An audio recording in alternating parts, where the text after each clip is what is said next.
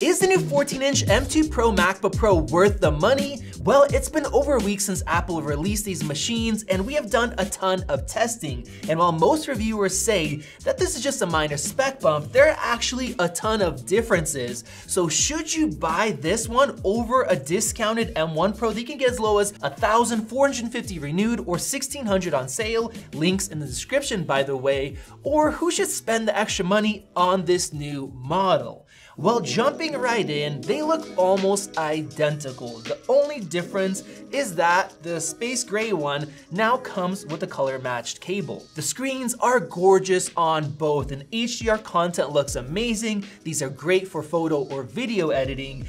And while I really wish that Apple put in Face ID, at least the 1080p webcams that seem the same have actually gotten quite a bit better. With more sharpness, more detail, less artifacting, it's a nice improvement. Now the keyboards and the trackpads are the same, they are excellent, and the same thing goes with the ports other than the HDMI being much more capable. Honestly, the M2 Pro 14-inch is the best 14-inch laptop that you can get, and it's very well balanced in terms of performance and battery life, which I'm gonna cover in just a bit. Now, one disappointment with the system is the fact that the speakers now have gotten a little bit quieter and the highs are muted down, which I just don't like. I like the older version. Go ahead and take a listen.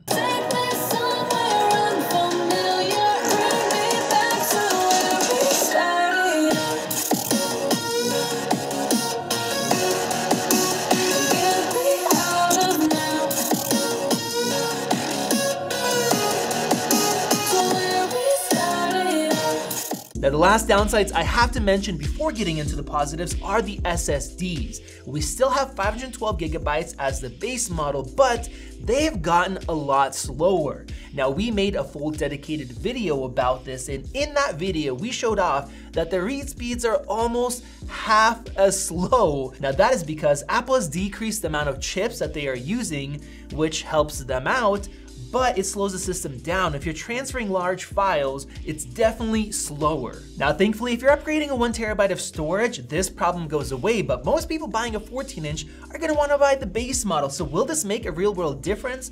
Well, for most tasks, it doesn't matter that much, but for certain things that use a lot of RAM, it will. For example, the M2 Pro was 13% faster in Lightroom, but if you're multitasking, you have different web browsing applications opened, then the M2 Pro version actually is 17% slower, so that's a major flip-flop, and you definitely have to consider that if you're gonna really push your machine. Now, if you'd like to be part of this exciting tech industry but don't know where to start, check out our sponsor, Full Sail University. At Full Sail, you can learn all of the aspects of computer science, artificial intelligence, mobile development, user experience, and game development in addition to other degrees. Offered on campus or online, Full Sail's programs will allow you to gain hands-on experience while learning at the pace of the industry. Full Sail University's Computer Science Bachelor's offers concentrations in artificial intelligence and mobile development. The AI concentration guides students to design, develop, and implement their own AI solutions, while the mobile dev concentration focuses on programming languages for Android and Apple devices. If you like design, the user experience degree goes in depth on what factors influence UX design, such as factors like psychology and perception, visual design, and systems design. Graduates have worked with companies such as NASA, Unity, Google, and Epic Games, to name a few. To find out more about these exciting programs and how to get started, click the first link in the description below, or just head straight to fullsail.edu/maxtech. And now let's get into the benefits of the M2 chip and if it's worth spending the extra money to get that. Now, before we dive into performance, I have to talk about two major improvements. And the first one is battery life. The M2 Pro chip now has 4 efficiency cores instead of 2, and they are a lot more powerful. And because of that, when you are doing light tasks, it can just use those efficiency cores. And not only does it give you better battery life, but it makes the system run cooler as well. Look at this, we're literally idling at 28 degrees Celsius. The previous 14-inch would get 7 to 9 hours of mixed real-world battery life, which was already pretty good. This one though will get 9 to 10 hours. Of course, that depends on what you're doing. So that's a good 20-25% improvement. Unfortunately, if you're really pushing your system hard, the battery life actually gets worse because we have more cores, they are clocked higher, And they also suck more power, about 25.5 watts compared to 21.5. But there is a secret weapon, and that is the low power mode.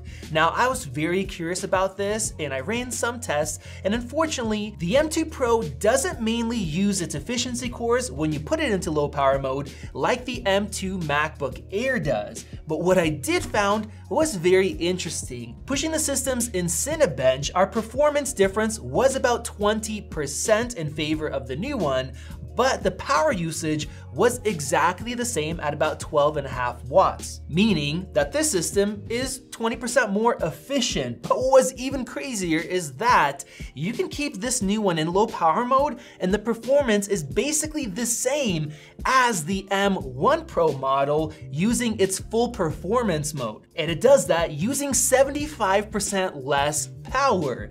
So that means that if you do push your system hard with the M2 Pro, you leave it in low power mode, and this thing is gonna be super fast. And with that, the new 14-inch runs cooler and quieter, which is a huge win in my book. But what about the maximum performance, and is it worth it? For video editing, the difference isn't huge, and as far as exporting, the speed is exactly the same.